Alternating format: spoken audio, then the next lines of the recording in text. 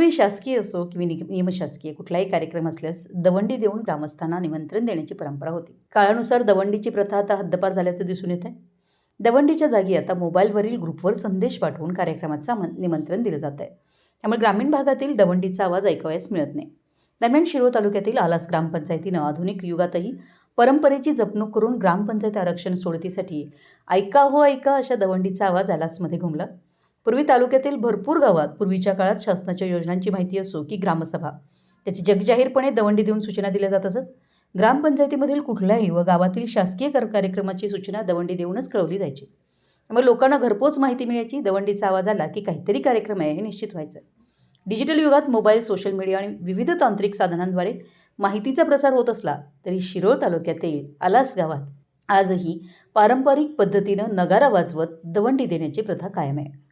गुरुवारी होणाऱ्या ग्रामपंचायत निवडणुकीच्या आरक्षण सोडतीस उपस्थित राहण्याचं आवाहन करण्यासाठी बुधवारी सकाळी गावभर नगारा वाजवत दवंडी देण्यात आली. त्यामुळे जुन्या परंपरेचं दर्शन घडलं. ग्रामपंचायत कार्यालयाकडून गावातील महत्त्वाच्या सूचना, बैठका, शासकीय कार्यक्रम, कर वसुली, ग्रामसभा तसेच निवडणुकीसंदर्भातील माहिती नागरिकांपर्यंत पोहोचवण्यासाठी आजही दवंडीचा आधार घेतला जातो. ग्रामपंचायत निवडणुकीच्या आरक्षण सोडतीची माहिती प्रत्येक घरापर्यंत पोहोचवावी आणि नागरिकांनी मोठ्या संख्येनं उपस्थित राहावं यासाठी ही दवंडी काढण्यात आली. विशेष म्हणजे गेल्या 20 ते 22 वर्षापासून गावातील बंडाकोरे हेच ही जबाबदारी पार पाडतायत. हातात नगारा घेऊन गावातील प्रमुख चौक, गल्लीबोळ आणि वस्ती भागात फिरत ते ग्रामपंचायतीचा संदेश नागरिकांपर्यंत पोहोचवतात. काळ बदलला, तंत्रज्ञान विकसित झालं, मात्र आलास गावानं ही परंपरा, व्यवस्था आजही जपून ठेवली आहे.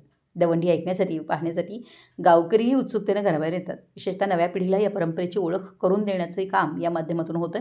गावातील ज्येष्ठ नागरिकांच्या मते दवंडी ही केवळ माहिती देण्याची पद्धत नसून गावच्या सांस्कृतिक वारशाचा एक महत्त्वाचा भाग आहे. ग्रामपंचायत आरक्षण सोडतीच्या निमित्तानं पुन्हा एकदा गावात दवंडीचा नगारा दुमदुमला आणि आधुनिकतेच्या काळातही ग्रामीण परंपरा कशा जिवंत आहेत याचं सुंदर उदाहरण आलास गावानं घालून दिलंय. मराठी एस न्यूजसाठी कुरुंदवाडहून संदीप अडसूळ.